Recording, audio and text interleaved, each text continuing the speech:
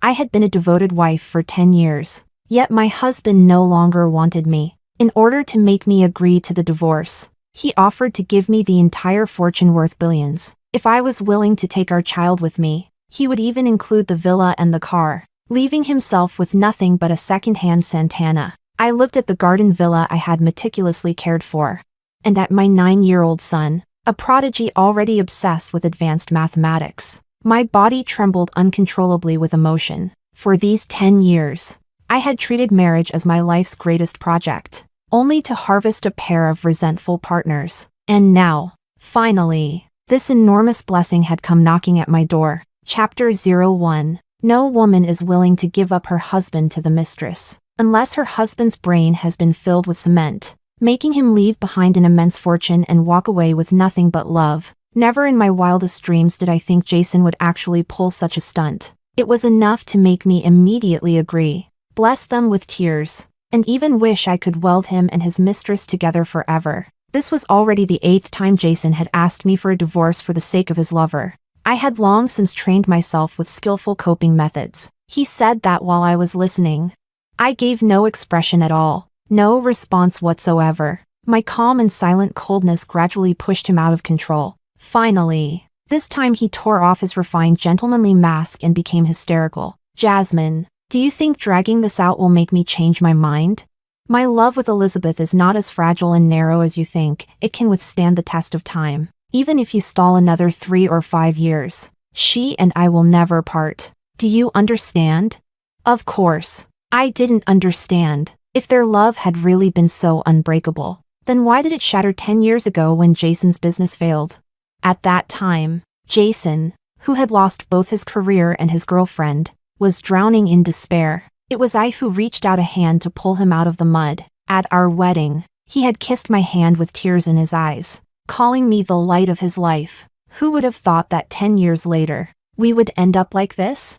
The more hysterical he became, the calmer I grew. True disappointment never comes with shouting and fighting. Seizing a moment of silence, I helped my son record his daily reading video, glancing at his furious father standing in the doorway. My son said, "If you can stay quiet for just 5 more minutes, I can also finish the English reading video, all right?" Jason was utterly infuriated. "One crazy old woman and one crazy little brat. I've had enough of you both. You won't divorce just because of money, right? Fine, if you divorce me, the entire fortune will be yours."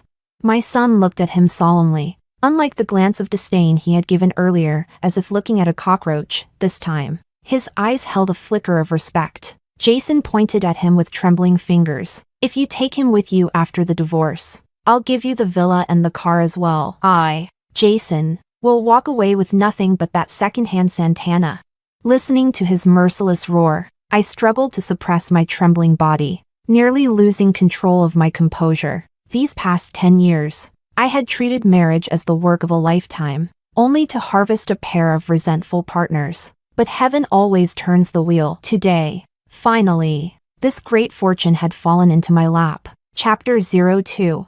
I immediately went with Jason to the Civil Affairs Bureau to register for divorce. We moved quickly, almost running. I was terrified he might suddenly change his mind. After all these years of his broken promises, my trust in him had already collapsed into pieces. The good news was, this time he stayed firm from start to finish, dividing the property exactly as he had promised. It was clear, his determination to divorce had reached its peak. After all, Elizabeth's belly was growing bigger by the day. He couldn't wait any longer. The bad news was that we still had to face a 1-month cooling-off period. If he regretted it, everything would return to square one, and all my efforts would be in vain. So, when I held the divorce agreement in my hands, I cried tears of joy. Yet my face was still clouded with sorrow, my emotions too complex to put into words. Jason saw my expression and mistook it for heartbreak so deep that I might faint from grief. His face twisted with disgust. "Don't you dare play any tricks during this month. Don't even think about backing out." How I wished I could swear upon his life. Heaven above, earth below, between Jason and me, whoever regrets this divorce is the loser. Once everything was processed, Jason kept his word, stuffing his clothes carelessly into boxes and tossing them into that second-hand Santana. That car had actually been meant for the gardener. Martin, to conveniently pick up supplies for the garden, watching Jason's thin figure walk away in lonely silence.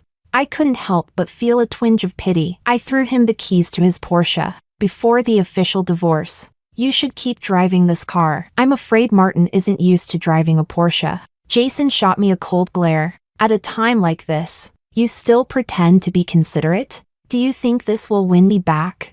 Of course I didn't want him back. I was only worried that if he drove the Santana to Elizabeth's place, she might kick him out. He doesn't understand Elizabeth. But don't I?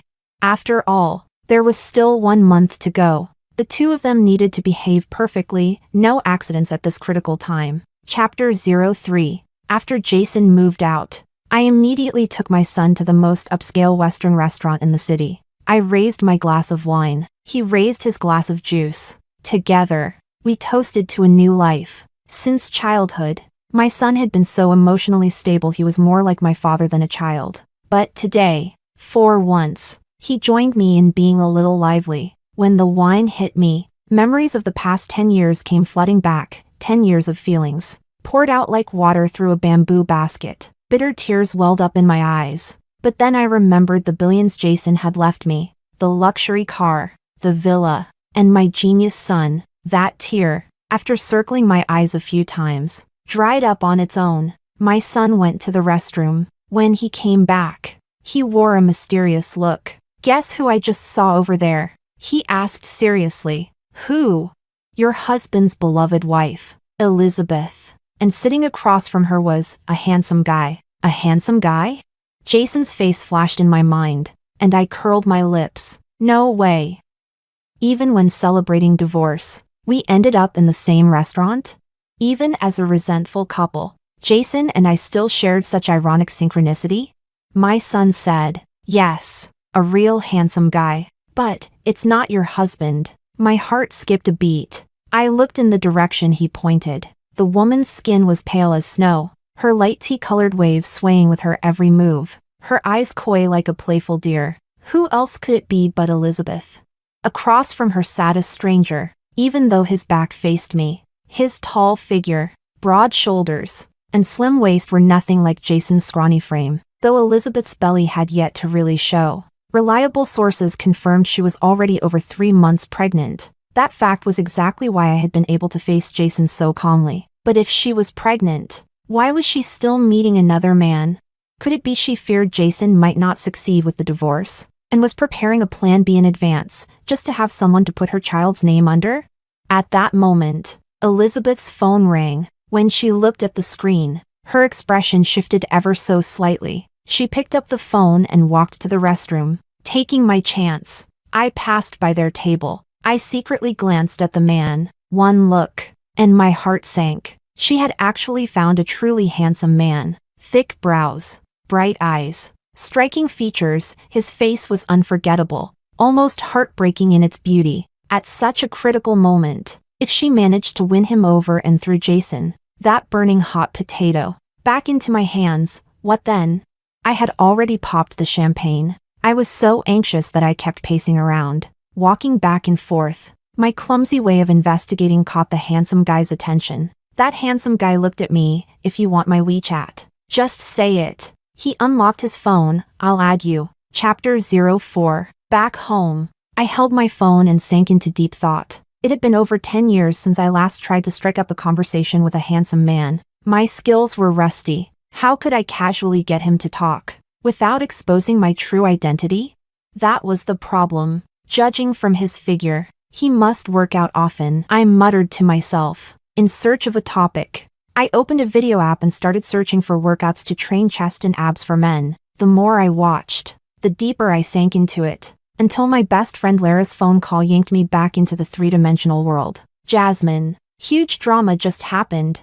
Elizabeth and Jason had a fierce quarrel, and somehow she miscarried. She's already been rushed to the hospital. In that instant, I felt like the sky was collapsing. The child was their strongest bond. They couldn't possibly break up.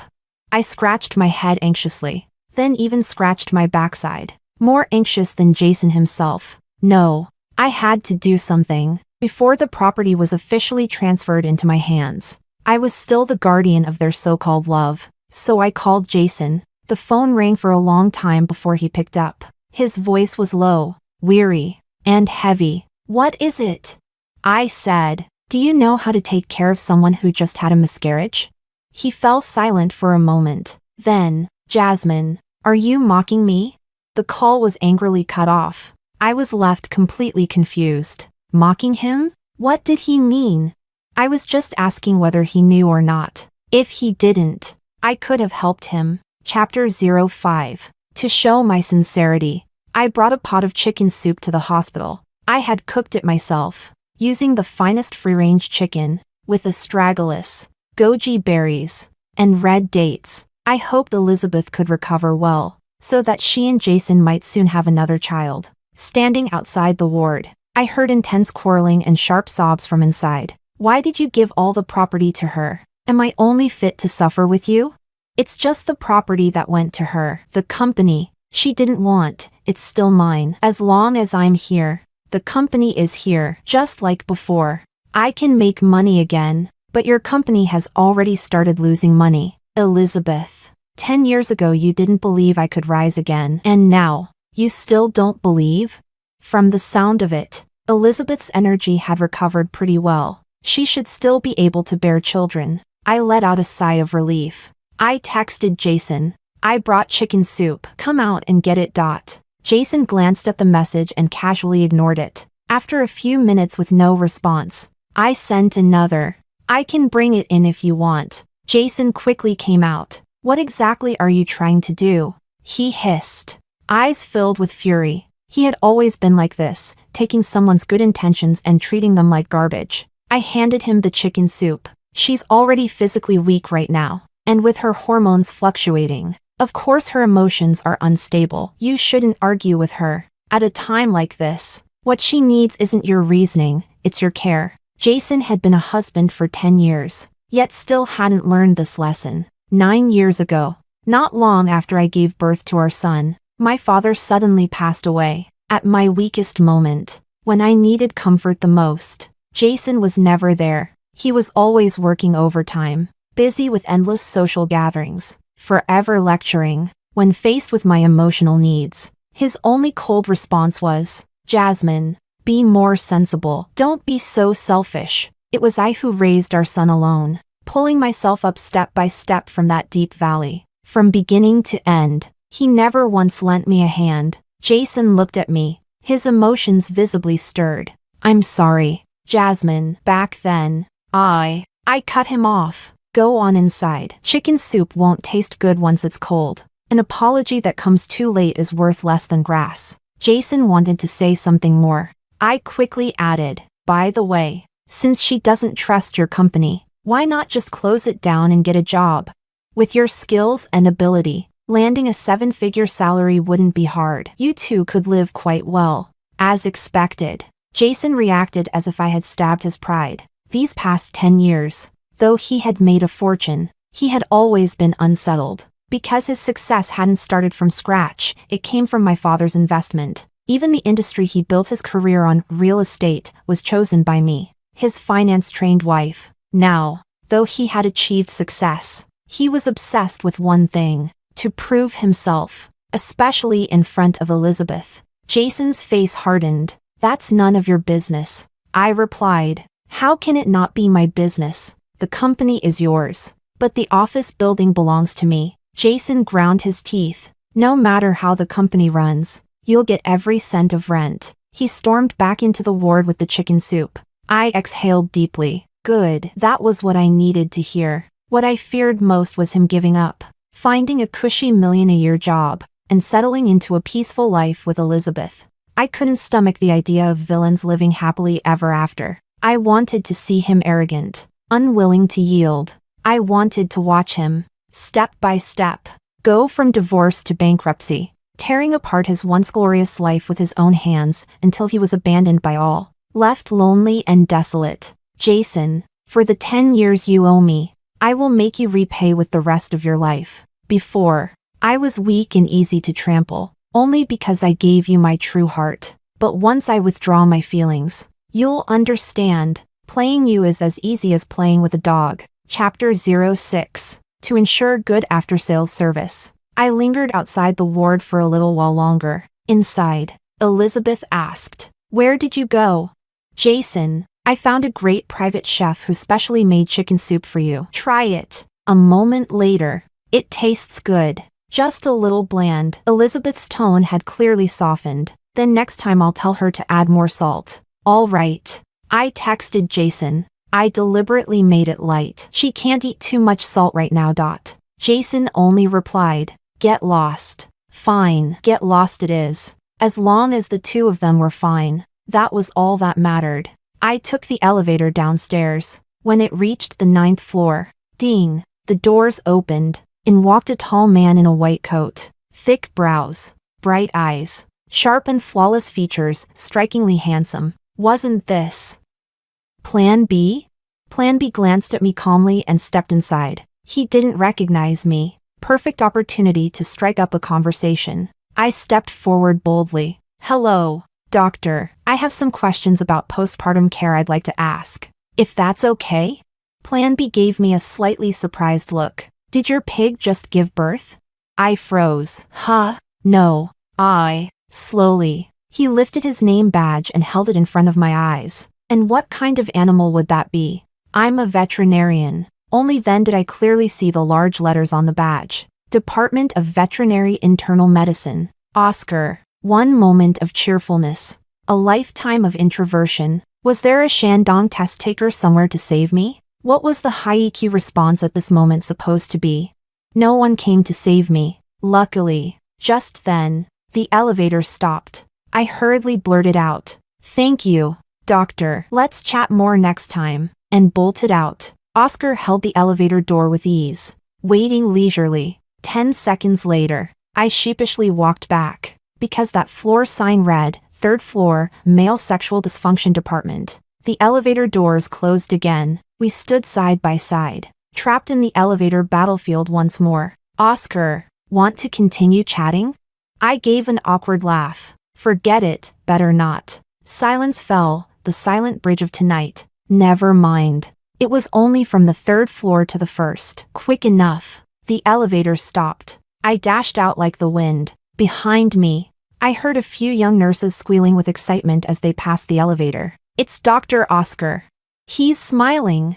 Oh my God, this is the first time I've ever seen him smile so happily. I dared not look back, charging forward with all my courage. Only when I reached the end did I realize it was a dead end. Ding, a new message arrived on my phone. I opened it. The contact saved as Plan B had sent. "You went the wrong way. You should turn right." Well, life really does pass quickly, doesn't it?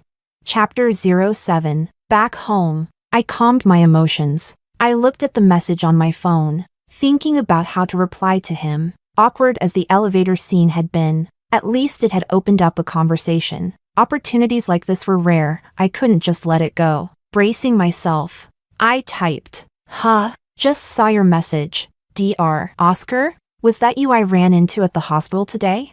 What a coincidence. I didn't even recognize you.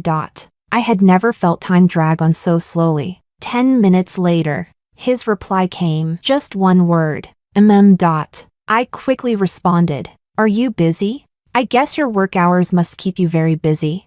After sending that, I couldn't help giving myself a mental thumbs up. Wow, I was good at this. Even with such a cold reply, I'd managed to pick up the thread again. "Oscar, not too busy. Just now a colleague pulled me aside to gossip." "Me? What gossip?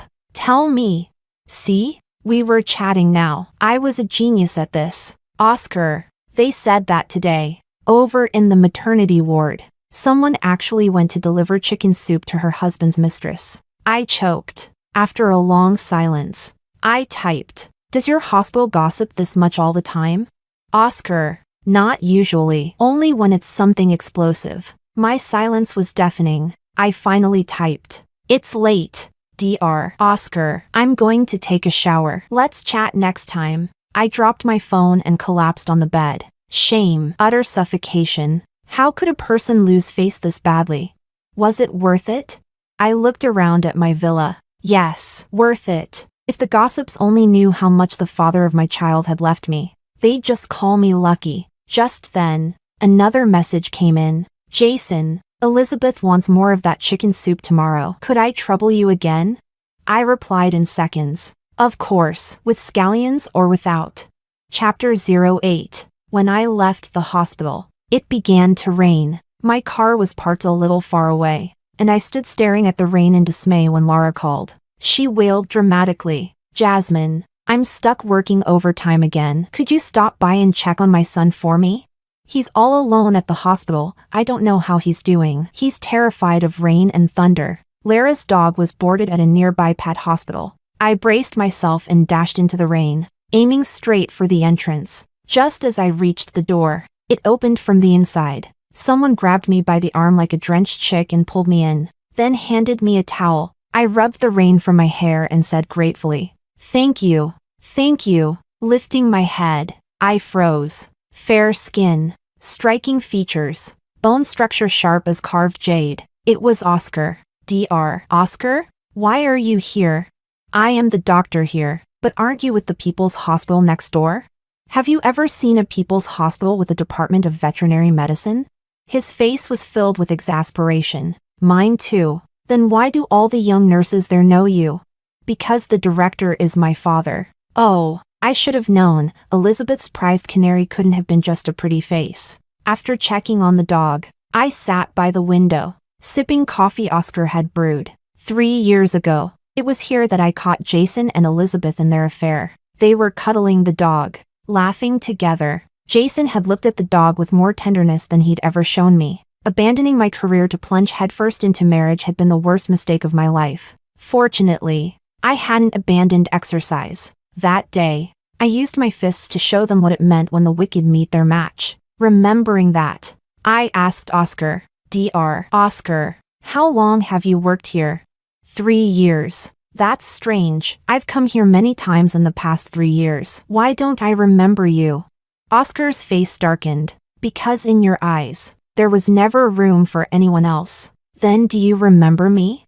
Of course. Oscar thought for a moment, then suddenly smiled. Your fists are hard, and your posture when punching is impressive. After that, every time you came, everyone kept their heads down and behaved. Time truly was a great healer. The wounds that had once felt impossible to mend had, after 3 years, scabbed over and faded away, so much so that they could now be brought up with laughter. I grinned. There's a great restaurant nearby. Want to try it out? We can eat and talk. Oscar said, fine. You be the host, but I'll foot the bill. Chapter 09. The restaurant was tucked away in a deep alley. Oscar held an umbrella, and the two of us walked there together. When we folded the umbrella, a perfect couple appeared before my eyes. Jason and Elizabeth. Our eyes met, and silence fell. If awkwardness had a form, it would surely look exactly like the four of us at that moment. Jason looked at me,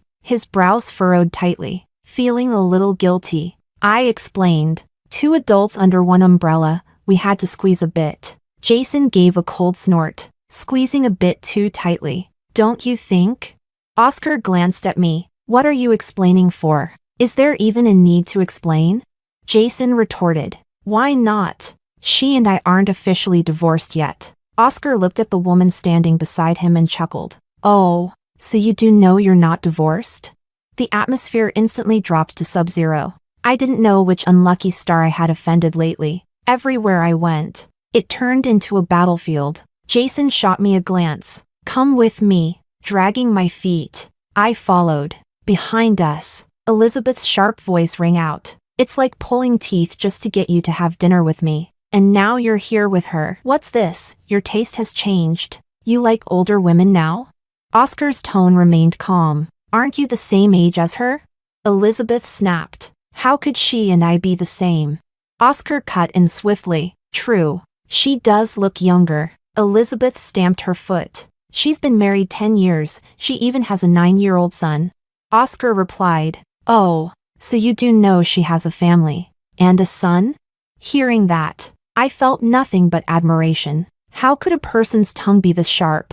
I wished I could live just once with that kind of viciousness. Meanwhile, Jason stopped, turned, and looked at me. That day when I divided the property, I was being impulsive. Elizabeth argues with me every day. Jasmine, you blessed us so generously. Surely you don't want to see us like this now?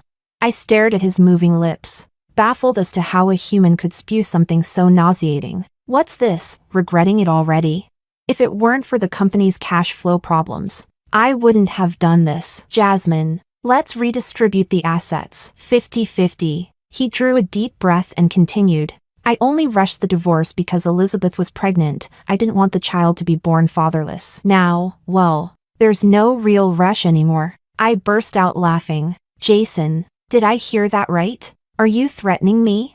My raised voice caught the attention of Elizabeth and Oscar. They stopped their bickering and both turned to look at us. The sudden silence forced me to steady myself. I reminded myself, the more critical the moment, the calmer I must be. Otherwise, this 3-year-long battle would end in ruin. I closed my eyes briefly, clenched my fists, and suddenly flung myself into Jason's arms. Then don't divorce me. You think I want to be separated from you?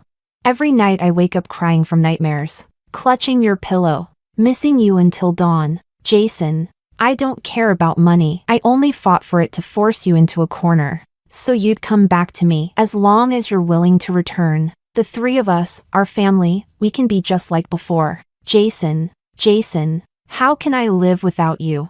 Wiping away my tears, I peeked through my fingers at Elizabeth and Oscar. Both stood frozen, wide-eyed, like two petrified sand sculptures. Chapter 10. Jason hadn't expected such a reaction from me. He froze for a moment, his eyes suddenly wavering. It looked like he was desperate for money. He was actually considering it. Seeing Jason's hesitation, Elizabeth panicked first. She rushed over and clutched his arm. You wouldn't really think of getting back with her, would you? Then what would all these years of our love mean? Elizabeth began piling on the pressure. When Jason still didn't respond, her voice trembled. Just like you said, wherever you are, the company exists. The way you made money before, you'll make money again. I choose to believe you. And as for the cash flow problem, haven't you already contacted President E of Zebra Group? That will solve everything. I fanned the flames. Companies cooperate to make money, not to do charity. At a time like this, with housing prices plummeting and Jason's real estate projects all suspended, who would be so generous as to plug your financial holes? Jason frowned, deep in thought. I added, come home with me. I'll sign right away, authorize you to mortgage the assets, and help you weather this crisis. At that moment, Jason's phone rang. It was Daniel, the chairman of Zebra Group. Jason's face grew tense as he stepped aside to take the call. Each passing second of waiting felt like torture, for both Elizabeth and me. When Jason returned, the permanent scowl on his face had blossomed into a triumphant grin. Elizabeth, it's done. Zebra agreed to invest. See? I told you. You should have trusted me. I do trust you. You've never once let me down. They embraced with tears, like a pair of star-crossed lovers who had finally endured enough hardship to deserve happiness. And I stood there, like some petty, lowly supporting character, watching the happy couple walk away. Once they were gone, I turned and exhaled in relief. Facing Oscar, I suddenly felt a little embarrassed. Do you have something you want to ask me now? I said. No, it's not like I just met you yesterday. Oscar's tone was steady. Just then, my phone rang. I answered. Daniel's voice came through, tinged with helplessness. I've done as you asked. I struck a deal with Jason, and the contract will be signed tomorrow. This money is as good as poured into a bottomless pit. Can you keep your promise now? I replied. Of course. Your new project focuses on the lower tier markets, which fits my current investment strategy. I'll sign with you tomorrow night. Daniel sighed. You're divorcing him, yet you're still secretly helping him stay afloat. To show such loyalty to a man like that, is it really worth it? My tone turned mournful. Since ancient times, deep feelings have always been betrayed. What can I do? I'm just a hopeless romantic. When I hung up, I found Oscar's gaze locked onto me, eyes blazing. I take back what I said earlier. Today is the first day I've truly gotten to know you. The corners of his lips curved upward, and his eyes seemed to glimmer with light. I rushed into the restaurant, No need to hurry. We've got plenty of time to get to know each other. For now. Let's eat. I'm starving. Chapter 11. Jason's business rebounded, his confidence soaring. As soon as the cooling-off period ended, he briskly finalized the divorce with me. When all was done, the weight in my heart finally lifted. No more acting. I grabbed my bag and left. It was Jason who couldn't adjust. At the doors of the Civil Affairs Bureau, he called after me. Jasmine, after 10 years of marriage, now parting ways, don't you have anything to say to me?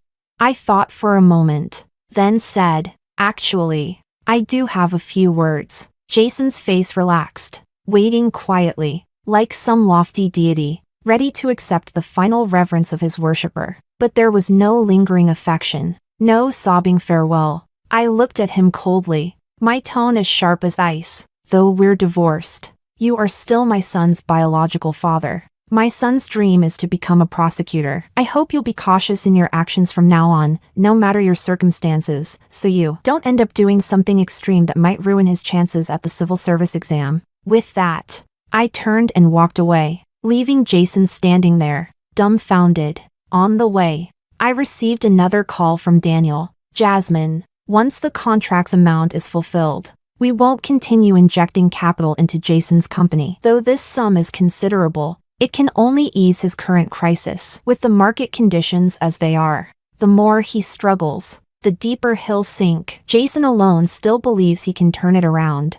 I replied regretfully, we've already gone above and beyond. From here on out, contracts must be honored. Debts must be settled. President E, you don't need to be soft-hearted. You've already helped more than enough. Daniel said. Hearing that puts me at ease. I just hope that when I handle Jason's debts later, it won't affect our cooperation. I answered.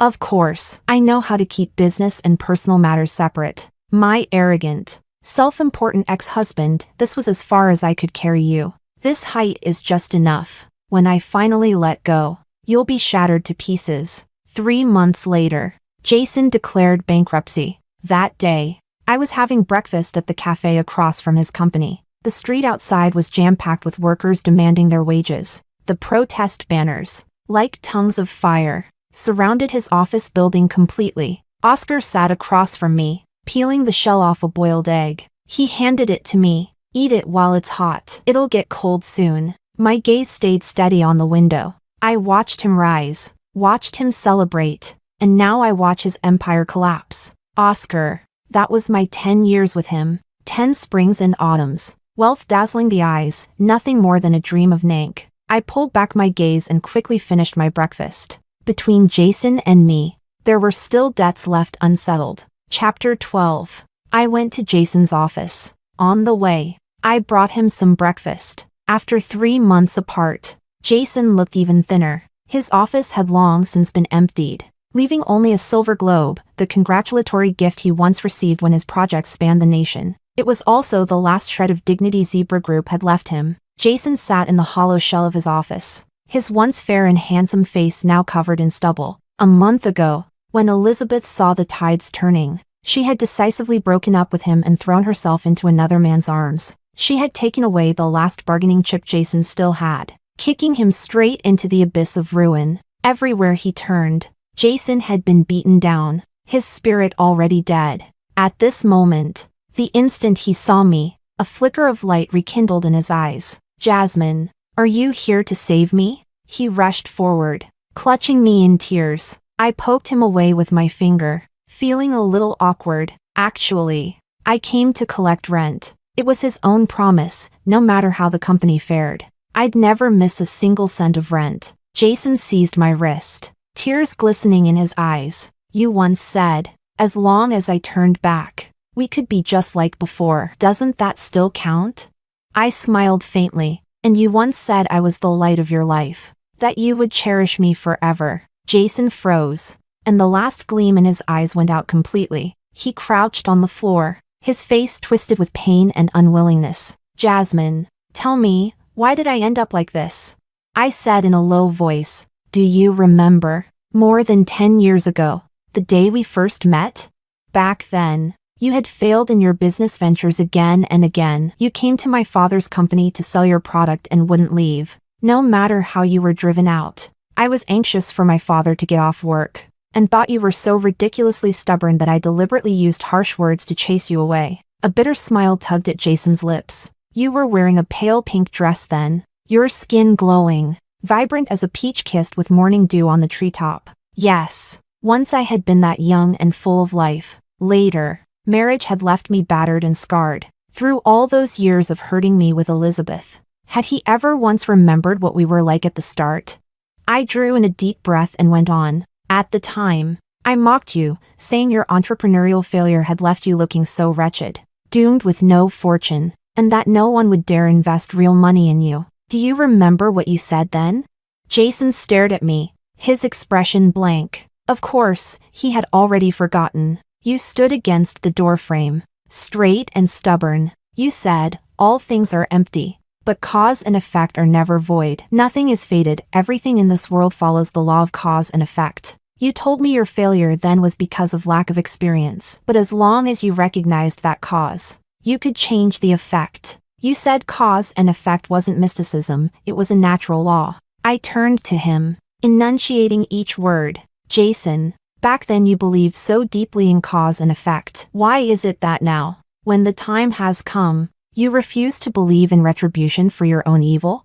Jason froze. After a long while, his thin lips trembled, his eyes filled with bitter self-mockery. So this is karma. Chapter 13. As I left, I slipped the globe off his desk. My son had liked it for a long time, but Jason had never been willing to part with it. True, I now had billions to myself and could buy anything without hesitation. But after all, I had once endured hard days with him. The principle was, spend when it's worth it. Save when you can. At the door, I reminded him once more. Don't forget, our son wants to be a prosecutor. Don't do anything that could affect his future civil service exams. That's the only thing you can still do for him. Jason just sat there in a daze. No response. The building was silent and oppressive. But when I stepped outside, I found it was, in fact, a perfect day. The sky was a flawless mirror of blue, not a breath of wind. Oscar was waiting at the entrance, leaning against the car. His legs were so long it made passing girls turn their heads again and again. When he saw me, he let out a breath of relief. He pulled the door open and bundled me inside. You were in there so long, I was worried sick. He complained. I patted his head. Relax. I still have a son. I'll take good care of myself for him. Oscar's gaze flickered. Just for your son? No one else? I thought for a moment. And Lara's dog. Without me, it'd lose half a pound in a week. Oscar sighed. I can't believe I'm jealous of a dog. Hey, could it be the doctor? And I'll be the dog? I shot him a glance, and my thoughts turned a little dirty. If you want to be a dog, isn't that easy? The next day, Oscar came to pick me up again. He had taken leave from work, saying he'd take me out for a drive. We had no real destination in mind, just kept driving, stopping, and going again. I didn't know where I wanted to go. I only knew my heart felt steadier and calmer than ever before. We wandered like this for 2 days. On the third morning, Laura called. I put her on speaker. On the other end came her usual wailing. Jasmine, stop fooling around and come back. Jason's dead. Last night he drove with Elizabeth, and somehow they went straight into the river. They've just pulled them out. Both dead. Oscar and I fell silent for a moment. A second ago, our direction had been aimless. Now, it was clear. I said, let's go back. Oscar turned the car around. After a pause, he asked, should we stop somewhere, buy a bouquet of flowers? What for? I asked. Isn't it to mourn Jason? No, I said. We're going to the insurance company. Do you have any idea how many accident insurance policies I bought for him in these 3 years? Oscar. Then he asked again, but how did you know for sure he'd die in an accident? I wasn't completely sure, I replied, but it was close enough. At the end of the road, with his arrogance and Elizabeth's temperament, it was bound to happen. Jason himself had long forgotten his own belief in cause and effect, but I believed it more than he ever did. Oscar, do you know? From the moment I decided to divorce him, I was already prepared to say goodbye forever. The reason I kept warning him not to ruin our son's chances at the exam was also because I feared he'd do something stupid, then all those expensive insurance policies I bought would have been for nothing. Oscar stayed silent. Why so quiet? Did I scare you? I used to be a hopeless romantic. Too bad you weren't there for that version of me. Things are different now. I can't go back. I leaned in close to his face. But if you regret it now, there's still time. Oscar's lips curled into a smile. He leaned down, whispering in my ear, "It's too late. I'm already in too deep." Story 2. My childhood friend Sam is special to the new junior. Everyone says that the cold and aloof school heartthrob finally has feelings for someone. That day, both the junior and I were trapped in the fire. Without hesitation, he carried the junior out. My 7-year crush finally ended. But later, when another boy confessed to me, Sam tightly grabbed my wrist. His voice tense. "So quick to move on? Weren't you in love with me?" Chapter 1. I waited under the teaching building for over half an hour before Sam finally came out. "Sam!" I ran over to him. He lifted his hand, brushing his knuckles against my flushed cheek. Frowning. "How long have you been waiting here?" "Over half an hour." Sam grabbed my wrist and pulled me towards the pavilion in front. "Not afraid of getting sunburned?" He lazily chuckled, then cupped my face with both hands to cool me down.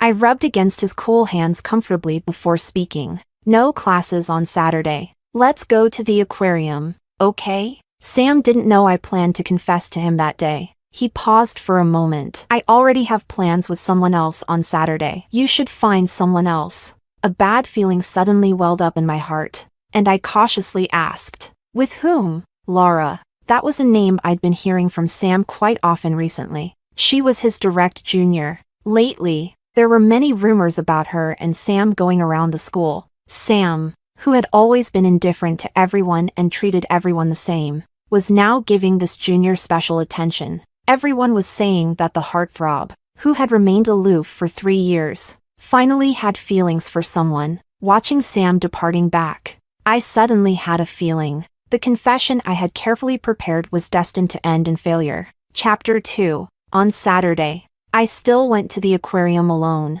but I didn't expect to run into Sam and Laura there. "What are you doing here?" Sam looked at me. I noticed the matching dolphin bracelets they were wearing, like a couple's set, and forced a smile. "I told you a few days ago that I was coming to the aquarium." Maybe it was my tone that wasn't quite right, because Sam frowned and gave me a reproachful look. It seemed to ask, "What are you messing around for?" Laura blinked at me. "Senior, why don't we hang out together?" Before I could refuse, she had already linked her arm through mine. It was only a moment later that I regretted not rejecting her in time. Passing by a stall, both Laura and Sam were stopped. The vendor looked at them, smiling. Couples participating in the event can get a limited edition dolphin plush for free. The atmosphere instantly turned awkward. The vendor probably noticed that they both wore dolphin bracelets, while I had none, so he mistakenly thought they were a couple. Laura tugged on Sam's sleeve. "Sorry, Senior." He misunderstood. Sam asked her, "Do you like that plush toy?" Laura didn't answer, but her eyes shone brightly as she stared at the toy. Then, I watched as Sam agreed to participate in the activity. The activity itself was simple. All the guy had to do was princess carry the girl around the venue once. I stood by and watched as Sam effortlessly picked up Laura. The people watching around us began to cheer softly. Some even took out their phones to snap photos. Sam noticed this and pulled Laura into his chest to prevent her face from being captured. Then he frowned in displeasure at those taking pictures. The protective gesture was unmistakable. My nose felt a bit sour. It brought to mind the fact that, in the 10 years I'd known Sam, he had never once carried me. Back in high school, when I twisted my ankle, he merely stayed with me, waiting for my dad to pick me up. His voice was casual back then. "Don't think about me carrying you back. I don't carry any girl unless she's my girlfriend." I wondered if he had forgotten what he said back then or if he already considered Laura his girlfriend now. Chapter 3. I had initially planned to leave, but I was still looking forward to the dolphin show, so I forced myself to endure the slight tightening in my chest, trying my best to ignore the two beside me. Sam knew I liked dolphins too. but he didn't even ask me if I wanted that plush toy. During the show, when a dolphin leaped up and splashed down into the pool, a huge spray of water came up. The three of us were closest, and there was no time to avoid it. Sam, standing between Laura and me, instinctively shielded Laura, blocking most of the water for her. I ended up getting drenched. Are you okay? Did you get wet? Sam asked urgently, ignoring the water on himself as he looked at Laura. The pool water is cold, and if you got soaked, you'll catch a cold again. Laura hastily pulled out a tissue, wiping Sam's forehead. I'm fine. Senior, you should wipe yourself off. Only when a staff member came running over to hand me a towel, saying, Miss, I'm sorry, the barrier is broken, so it didn't block the water properly. Did Sam and Laura finally turn to look at me, as if they just realized I'd also gotten soaked? Senior, do you need a tissue? Laura tentatively asked. I ignored her, focusing on wiping myself dry. Zoe, didn't you hear her talking to you? Sam questioned me sternly. I took a deep breath, holding back the stinging feeling in my eyes, staring directly at Sam. I've already got a towel. Can't you see if I still need tissues? Sam's gaze turned cold. What are you doing? Really? What's wrong with Laura asking you a question? Could you drop the princess attitude? His voice was icy, full of mockery. No one should spoil you except your parents. Apologize. Sam looked at me indifferently, his tone commanding. Laura spoke up at the right moment. It's okay, she said to Sam in a seemingly relaxed tone. I've been like this since I was little. Because of my family's circumstances, teachers and classmates have always looked down on me. Being ostracized and picked on is normal. No need to argue with the senior. I'm used to it anyway. Sam's face darkened, as if about to say something. Laura immediately interrupted. Senior, your clothes are soaked. Let me take you to dry them. With that, the two of them left without giving me a single glance, Laura pulling Sam along. I stood there, my hair dripping water mixed with tears onto my face. I wiped my face to hide it and silently walked out of the aquarium. Chapter 4. It was probably because the weather suddenly changed, with cold winds blowing. After getting home, I developed a high fever. I didn't go back to school until Monday. During that time, Sam called me once, but I missed it. I didn't reply to his WeChat messages either. Eventually, he came directly to my house. He was so familiar with the place that he entered my room without hesitation. Has your fever gone down? As he spoke, he moved as if to touch my forehead. I didn't have unrealistic expectations, thinking he was there to care about my health. But I also didn't expect that he was there to confront me. I turned my head to the side, avoiding his hand. I'm fine now. Did you need something? His hand froze midair. Zoe, what do you mean? Sam leaned against the wardrobe, looking down at me from above. Don't tell me you're still angry about what happened that day? What right do you have to be angry? Was it us who did something wrong? Suddenly, I felt exhausted. So, what do you want? I was indeed wrong. Wrong to have agreed to go to the aquarium with them. Sam's expression showed no emotion at my response. He didn't let it go. After you recover, apologize to Laura yourself. Why should I? My hand clenched tightly under the blanket. Sam let out a light laugh. Because your parents are asking for help from my family, asking my dad to acquire your family's nearly bankrupt company. You wouldn't want me to take such a small matter directly to your parents, would you? I sat up, staring at him without blinking. Tears uncontrollably streamed down my cheeks. Sam, we've known each other for 10 years, and you're forcing me over this now? He frowned, turning his face away. Because of your unreasonable anger that day, Laura was worried you'd be upset. She didn't even dry herself off properly before coming to find you, and ended up catching a cold, taking medicine for 3 days. Shouldn't you be responsible for that? Hearing this, my tears could no longer fall. I had a fever for 3 days, but in Sam's eyes, it didn't compare to his junior's cold. He even wanted to put the blame on me. I had no choice. If I refused to apologize, he'd just get my parents to force me to do it. There was no difference. I blinked, nodding. I understand. Sam looked at me for a couple of seconds, and his tone suddenly softened. Zoe, I don't mean anything else. I just want you to learn to take responsibility for your actions. I didn't say anything more, hiding myself under the blanket, blocking out all the sounds I didn't want to hear. Chapter 5. After recovering and returning to school, I happened to run into Sam and Laura. I walked straight up to Laura, looking at her seriously. I'm sorry, Junior. I shouldn't have been angry with you that day. It was my fault for not controlling my temper. Laura smiled gently. It's okay, Senior. I don't mind at all. I'm used to these things anyway. This was the second time she emphasized that she was used to being mistreated, whether it was intentional or not. I was too tired to care. I forced a perfunctory smile at her and turned to leave. As I walked past, Sam grabbed my wrist. Feeling better? I immediately pulled away, stepping back. Yes, my voice was calm. I thought I was just being self-delusional, thinking Sam treated me differently. I shouldn't have had any expectations. Sam watched me, his gaze obscure. What's wrong with you? I shook my head, my voice slipping into an uncontrollably distant politeness. Nothing. I need to go to the library, so I won't bother you too. Right now. I couldn't afford to provoke Sam, so avoiding him was the best I could do. Sam's expression was impatient. Why are you being so passive-aggressive? I didn't quite understand why. Even after I graciously gave them space to be alone, Sam was still unhappy. Behind him, Lara's gaze flicked towards me, a momentary shadow passing through her expression. Before I could look more closely, Sam spoke again. You never change. You'll never learn to respect others. He looked at me with disappointment, then turned and left with Laura. For a while after that, I didn't reach out to Sam once. He didn't either, probably busy spending time with Laura. In the beginning, I still felt sad. Occasionally, I'd think of the time when Sam and I were once so close. Back then, he was genuinely good to me. I thought this Cold War would go on endlessly, and that there would be no more intersections between me and Sam. But Laura wasn't satisfied with that. Chapter 6. Friday night. It was already 10:30 when I left the library. There was hardly anyone on this road.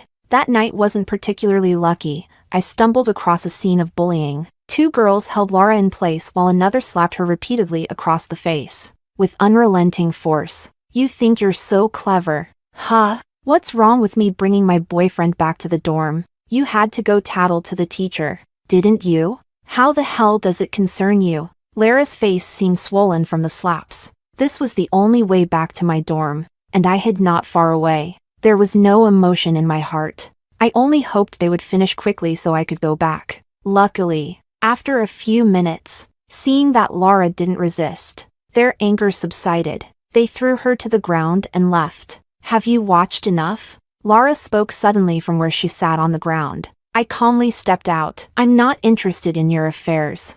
I was just passing by. She let out a soft laugh. Do you really think they hit me because I reported them to the instructor? Laura gently tucked her hair behind her ear. It was because her boyfriend showed interest in me that she got mad. I'm not sad, she said. At least it proves that just by standing there, I have a bunch of guys falling over themselves to hit on me, including Sam. She added with a smile. A chill crept up my heart. It has nothing to do with me. Laura wasn't as innocent as she appeared on the surface. I had no interest in listening to her twisted reasoning. Just as I was about to turn and leave, she suddenly acted as if she had lost her mind, standing up and grabbing onto me. You like Sam, don't you? What should we do, then? Because he likes me. She looked at me, her lips curving into a smile. Her words hit a sore spot, and I shoved her off. Are you insane? Suddenly, Laura seemed unable to stand and fell to the ground.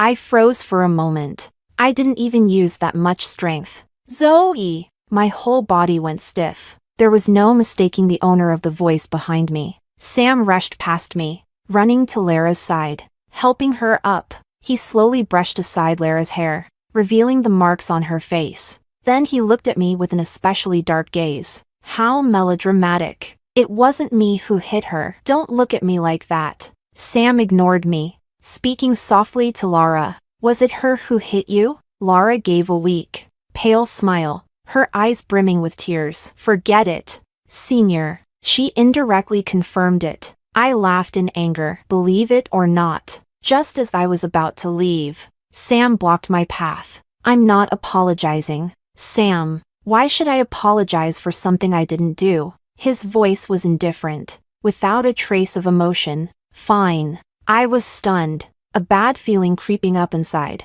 Laura, come here. He called Laura over. Hit her back, Sam said. I stared at Sam, again and again. I questioned myself, is this really the childhood friend I grew up with? Sam looked down at me. Your parents have spoiled you too much, turning you into this, even to the point of bullying others. My hand hung by my side, clenched tight, my face pale. You think I could have beaten her like this on my own? But he didn't believe me at all, only thinking I was making excuses. His voice was devoid of warmth. I don't want to lay a hand on you, he said to me. I looked at Laura in a daze, my voice hoarse as I asked, what exactly do you want? Laura suddenly burst into tears, sobbing uncontrollably. She walked up to me and slapped me. You're rich. You're a young lady. I'm so poor that I even need to scrape together money for tuition. You hit me. How could I dare to hit back? Can I afford your medical bills? If you held a grudge over that day at the aquarium, you could have just said so. You and the senior are childhood sweethearts. I'll leave you two alone. But did you really have to hit me? She shouted at me. Just because I'm poor and my family isn't as well off as yours, does that mean you can humiliate me like this? I couldn't hold back. My body shook with anger, and I raised my hand, about to slap her back. But Sam grabbed my wrist. Zoe. He looked at me as if I were a stranger. You needed to learn a lesson. As soon as he finished, he threw me to the ground. I watched the two of them walk away, then spoke softly. Sam, for these 10 years, I guess I just knew a dog. But what happened today won't end here. Under the dim moonlight, his figure paused for a moment, but he didn't turn back even once. Chapter 7. That road was too secluded. There were no surveillance cameras, and those 3 girls definitely wouldn't admit that they were the ones who beat someone up. I had no way to defend myself. After a long while, I got up from the ground and walked silently back toward the dorm. When I reached downstairs, Sam was standing under the streetlight, his expression dark. My gaze didn't linger on him for even a second, and I kept walking. But Sam walked straight in front of me, blocking my way. Get out of my way. I spoke weakly. He forcibly placed the ointment in my hand. Then, he raised his hand as if to touch the side of my face, still marked by a red welt. I turned my head away. He frowned, pursing his lips tightly. You hit Laura like that, and I only let her hit you back once. Zoe, stop being difficult with me. As soon as he finished speaking, his phone rang. He picked up the call, and I could clearly hear the exaggeratedly delicate voice on the other end. Senior, my wounds hurt so much. Can you come stay with me? Sam hung up the phone and immediately turned to leave. After a few steps, he seemed to remember me and looked back. His gaze was gentle, soothing. Remember to apply the ointment when you get back. Didn't you say you wanted to try the new wonton place outside of school? I'll take you there tomorrow. He seemed to be in a hurry and left without waiting for my response. I looked down at the ointment in my hand. I let my grip loosen slightly, and it fell to the ground, without sparing it another glance. I walked away. I once wanted to drag Sam along to try that wonton place, but he had only refused impatiently. He said, "Can't you go by yourself? I have classes scheduled all day." Later, when I decided to go by myself, I happened to see him through the restaurant window, sitting at a table with Laura. He said he was busy but was willing to make time for Laura. I never went to that wonton place after that. Now, I no longer want to go, and Sam had probably only said it casually. The next day, he didn't come looking for me. For once, I actually breathed a sigh of relief. Sam always used my parents' situation to pressure me, like a massive mountain weighing down on me. Chapter 8. But avoiding Sam and going after Laura, I could still do that. That day, I happened to have a class on the same floor as Laura. After class, I pulled her into a secluded area and gave her 2 quick slaps. I just hit you. What are you going to do? Call the police? I took out my phone, entered 110, and handed it to her. Aren't you afraid I'll tell Sam? She clutched her face, glaring at me. Go ahead, I said. Call him. He won't fight me. He'll just let you hit me. There are cameras here. I hit you, and I can pay for it. Can you? Like you said, even your tuition is put together piece by piece. Besides, she wouldn't dare trouble Sam too often. She feared Sam would lose patience with her, and then she would have no one to rely on at the school. Laura stared at me with unwillingness in her eyes. I sneered and turned to leave. I thought that would be the end of it, but I overlooked her vindictive nature. When I was trapped in a fire, on the brink of death, I regretted, for a split second, ever giving her those 2 slaps. Chapter 9. That day, I was assisting my senior with an experiment in the chemistry lab. The senior had gone to another building to get some lab materials, leaving me to clean up. This building had been in disrepair for a long time. The windows and doors were problematic. I was just covering the alcohol lamp when Laura walked in, closing the door behind her. You're the one spreading those rumors, aren't you? I had no interest in entertaining her nonsensical accusations. I just looked toward the door, annoyed. The door lock is broken. Once you close it, you can't open it from the inside. She seemed to not hear me at all, her gaze fixed intently on me. Everyone is cursing me now. Are you happy? I'd heard the recent rumors about Laura, that she was flirting with other people's boyfriends. Honestly, she had to know those 3 girls from that night were the prime suspects. But she didn't dare provoke those fringe troublemakers. So she came to vent her anger on me. I laughed angrily. What? Are you paranoid? Laura, stop coming to me acting all pathetic. If Sam spoils you, that's his business. If you push me too far, I can do anything and I won't let you off easily. Laura bit her lip so hard it looked like it might bleed. I paused, suddenly realizing she seemed to have lost her senses. Just as I was still in shock, she walked up to me without warning and shoved me hard. Caught off guard, I stumbled back, my hand knocking over the alcohol lamp. 3 still-lit alcohol lamps collided and shattered, igniting sparks. Sparks flew onto the curtains nearby. The window was barely hanging on, with a large gap. With the cold, dry wind fueling the flames, the fire instantly spread. I had no time to stop it. In the blink of an eye, the flames consumed the entire curtain, then began to spread rapidly. The door was right next to the window. Laura and I were forced back into opposite corners. Me in the front corner. She ran to the farthest corner to hide. 2 tables stood between us. Whatever flammable materials were stored under the tables caught a spark, and in an instant, the fire spread across the entire table, forming a waist-high wall of flames. I shakily pulled out my phone, swallowing my fear as I called 119. Laura was also terrified. She immediately called Sam. The black smoke seeping through the window drew a crowd outside. Some people called the fire department. Others ran to get the instructor. No one dared come up, except Sam. But by then, the fire was out of control. Senior, I'm here, Laura immediately shouted. I met Sam's gaze through the flames. Sam, save me! Ignoring all the tension between us, I called out for help, driven by instinct. I was scared too. I didn't want to die. Laura was still far from the fire. She had plenty of time, but the burning light fixture above my head was already swaying. Sam, for the sake of our 10 years together, just this once, save me first. The door lock had warped in the high heat, and it was completely stuck, unless the door was broken down. Senior, I'm so scared, Laura cried. Sam snapped out of it, staring at me deeply. Zoe, wait for me. Then he ran toward the back door. He chose to save Laura first. When the burning light fixture fell, I couldn't avoid it. Barely conscious, I saw Sam carrying Laura away. This was the 3rd time he had left me behind. Chapter 10. I woke up in pain. My entire body lay face down on the hospital bed, avoiding pressure on the wounds on my back. Sam was sitting next to my bed, eyes closed. The moment I moved, he woke up immediately. Zoe. Sam carefully helped me sit up. He knelt in front of me, looking tired, but still managed to pull out a flattering smile. Do you want some water? Or are you in pain?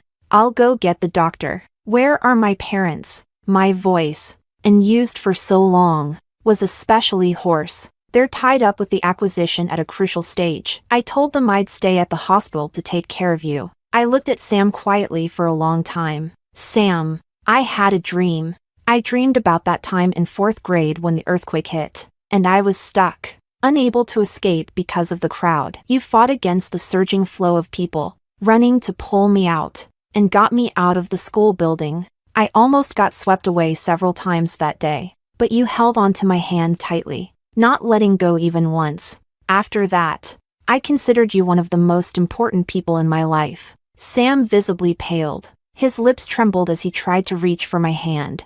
I'm sorry, Zoe. I'm so sorry. It's all my fault. I didn't let him touch me. Continuing in a calm tone. In the end, you really didn't have any obligation to save me first. Saving the one you love first is never wrong. But Sam, I can't just let it go. He seemed at a loss for words, just looking at me helplessly. I spoke again, wanting to settle the final matter between us. I didn't hit Laura that night, not even once. Whether you believe it or not, you chose to believe her without any proof and let me take a slap for nothing. I paid her back. And today, I'm paying you back. I slowly raised my hand, the movement causing some pain in my back. I pressed my dry lips together, feeling no emotion inside. The slap landed. He took it without protest, then looked at me with an expression I found incredibly fake. The blatant regret and concern in his eyes made me sick. Be careful not to strain your back. I let out a mocking laugh. Get out,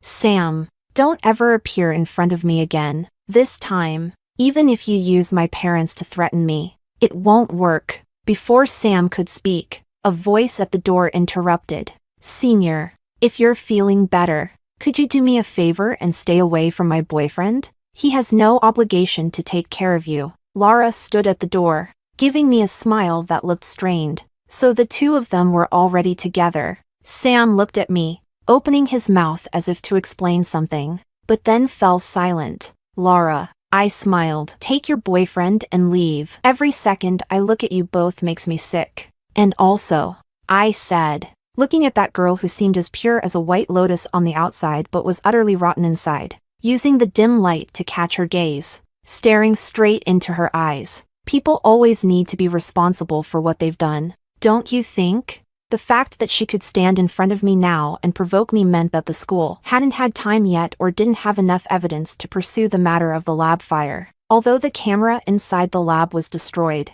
there was a camera in the hallway facing the door. It would have captured part of what happened. At the very least, Laura made the first move, which caused me to knock over the alcohol lamp. She couldn't escape that. It was obvious she had done something to cover her tracks. I looked down at Lara's shadow on the floor. She visibly shivered. Laura, are you scared too? Chapter 11. Sam still came by during the first few days, but I didn't let him into the ward. I don't remember when exactly, but eventually, he stopped coming altogether. The scars on my back started to grow new flesh. Every night, my back would ache and itch. It tormented me to the point where I could only barely fall asleep in the early hours of the morning. Perhaps Laura had forgotten, or maybe she never took my warning seriously. That night, I was holding back from scratching the new skin on my back, a light sweat on my forehead. Suddenly, my phone lit up on the pillow. I unlocked it and opened the message. It was a picture sent from an unfamiliar number. It showed Sam holding Laura in his arms, leaning down to kiss her. Honestly, feelings of jealousy and envy had long since faded, but Lara's blatant provocation finally ignited my anger. Someone had to pay the price. Chapter 12. But before I could confront them, Sam showed up in front of me again. I had called my parents to say I was going back to school to pack up some things and would be recuperating at home for a while. Who knew that Sam would be there with them and overhear the conversation? He took it upon himself to go to my dorm and pack my things. And then he found my diary. It recorded every little thing about me liking Sam since I was 17. Sam stumbled into my house. He, who was usually so well-mannered, ignored the housekeeper's greeting this time. He pushed open my room door, eyes red as he looked at me, holding that notebook in his hand. All my embarrassment was laid bare in an instant, but it was only for a moment. I quickly calmed down. The veins on Sam's hand gripping the notebook were bulging. "You've liked me since you were 17? He looked at me, his gaze intense and complicated. I met his gaze and simply said, "But I stopped liking you the first time you left me behind at the aquarium. And after you left me behind at the fire that last time." It all completely ran dry. I blinked, my eyes stinging slightly, just feeling a bit sad for the silent fall of my unrequited feelings. "I didn't know." His voice was so hoarse. Sam took a few steps forward, kneeling beside my bed, frowning in a daze, murmuring, "I never noticed. Even if you try desperately to hide ardent love, it will still escape from your eyes. But you never looked into mine. Your eyes were always full of Laura." I no longer cared to complain to him. "Don't put on that face. Sam, you and Laura are good together. Perfect. Actually." Sam suddenly looked up, shaking his head with a bitter smile. "I guess I don't really like her that much. After she got hit that time, I started having doubts. She didn't seem like the person I thought she was anymore." To Sam, Laura was pure, gentle, and innocent. But when Laura slapped me, it revealed her vindictive true colors. Sam's perfect image of her began to crack. Once the girl he liked did something he didn't approve of, his feelings began to wane. See, he's no good either. The only reason he's still willing to be with Laura is because he still holds some hope for his delicate flower.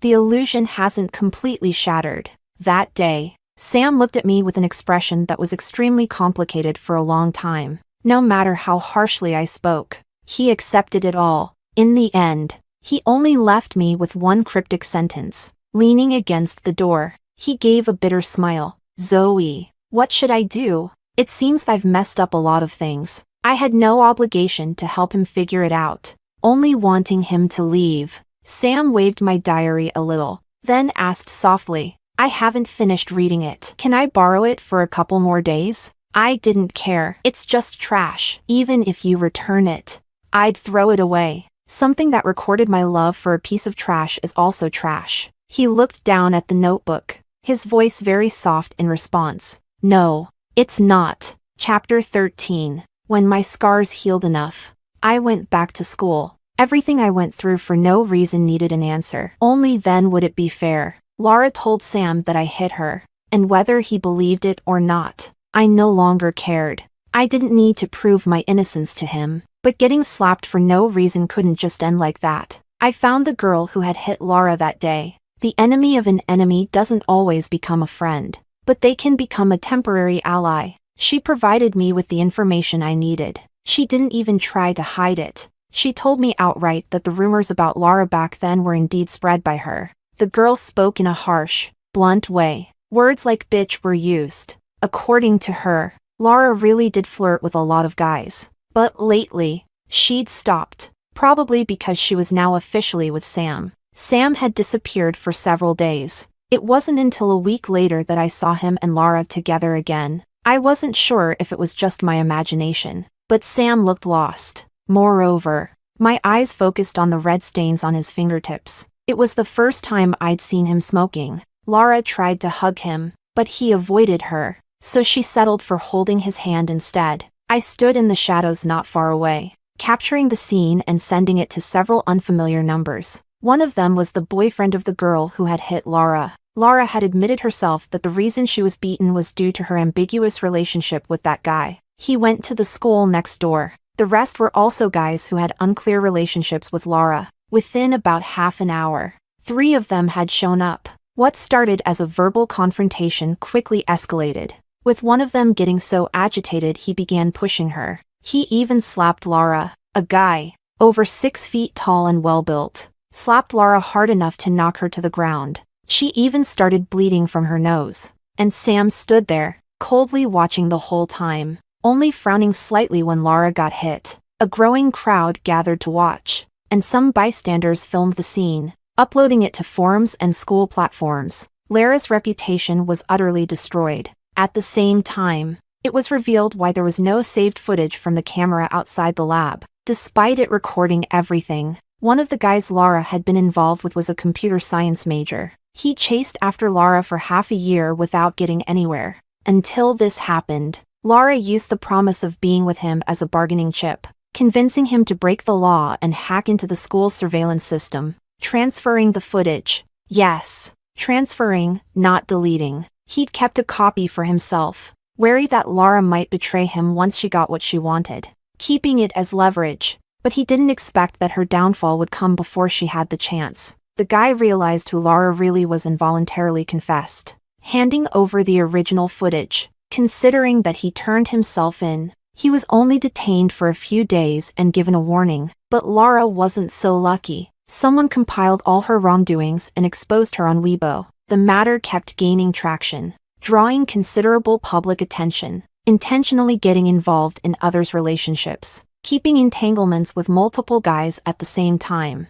and most importantly, breaking the law. The calls for Laura to be expelled grew louder. In the end, the school couldn't withstand the pressure and subtly suggested that Laura drop out before the police took her away. She once prided herself on attracting so many guys, but ultimately paid the price for it. Before Laura left, she tried to find Sam again, and I happened to come across them. She clutched at Sam's sleeve, sobbing softly. Please, don't break up. I never liked those people, and I never did anything with them. I only like you. You're the only one I've fallen for. But Sam just pulled his sleeve back indifferently. Laura, the problem is, I think I don't like you. His words left Laura stunned. Sam looked down, his voice cold. Honestly, after finding out everything you've done, I didn't really feel anything. I always thought my ideal partner would be a pure and gentle girl. You fit that perfectly, and I thought I liked you. But lately, I've realized I got a lot of things wrong. Whether or not you did those things, I was still planning to break up with you. Sorry for letting you misunderstand for so long. With each sentence Sam spoke, Lara's face turned paler. Even after Sam left, she stood there. Her cries grew louder and louder, her expression of pain seemingly genuine. Laura ultimately faced the consequences of her own actions. She played with the emotions of so many guys, only to fall for someone who didn't like her. Chapter 14. Later, Sam found out by chance the truth about Laura being beaten. Before I could seek him out myself, he showed up in front of me. He cornered me at the dormitory building. I misunderstood you, Zoe. I was wrong. Then, without warning, he grabbed my hand and tried to make me hit him. I frowned and pulled my hand back. Are you crazy? He stubbornly stared at me. You can hit me as many times as you want. He pursed his lips and added quietly, as long as you can forgive me. That's impossible. I rejected him outright. Sam, the damage you've done to me is irreversible. Even though the scars on my back weren't directly your fault, every time they itch when the weather changes. I remember how you left me that day. I gave a self-mocking smile. I really can't let it go. Pushing Sam away, I walked off, but his voice called out again from behind. Zoe, I know saying this now will only make you hate me more, but I still have to say it. I've been reading your notebook over and over these past few days, recalling everything between us as you wrote it. Those moments when you felt something for me. I felt it too. But back then, I didn't understand. I thought it was just special care for a little sister. He spoke without much confidence, but his words were too clear. I actually liked you a long time ago. I just didn't realize it. No, you didn't. No one likes someone like that. You just feel guilty, regretful, and touched after realizing I liked you for so many years. Those mixed emotions made you mistake it for love, but I didn't want to get entangled with him anymore. As if I hadn't heard a word, I kept walking,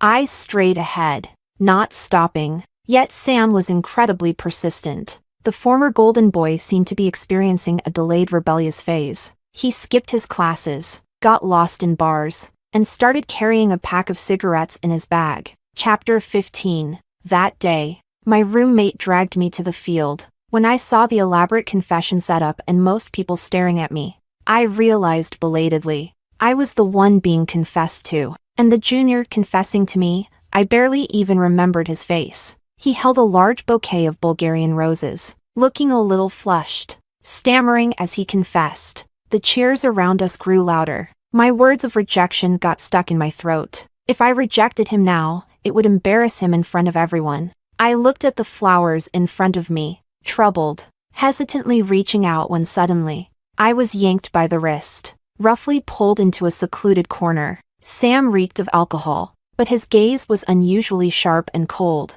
The grip on my wrist hurt, giving me no chance to resist. His eyes were locked on mine, and his words were painfully cutting. Zoe, don't tell me you're planning to accept him. Have you moved on that fast? Can you really just let go of whatever feelings you had for me so easily? Before he even finished speaking, I slapped him without hesitation. Jerk. Sam turned his head slightly, sneering as he pressed his cheek. He moved his hand and pulled me toward him. Our noses were almost touching. Zoe, what do I have to do for you to forgive me? Tell me. I'll do anything for you. His eyes were red at the corners. Tears barely held back. He spoke the humblest words, but his actions were still rough and stubborn. Please, Zoe, don't treat me like this. Looking at the boy in front of me who was so different from before, I calmed down again. Sam, you left me behind 3 times for Laura. If you can make those 3 times never happen,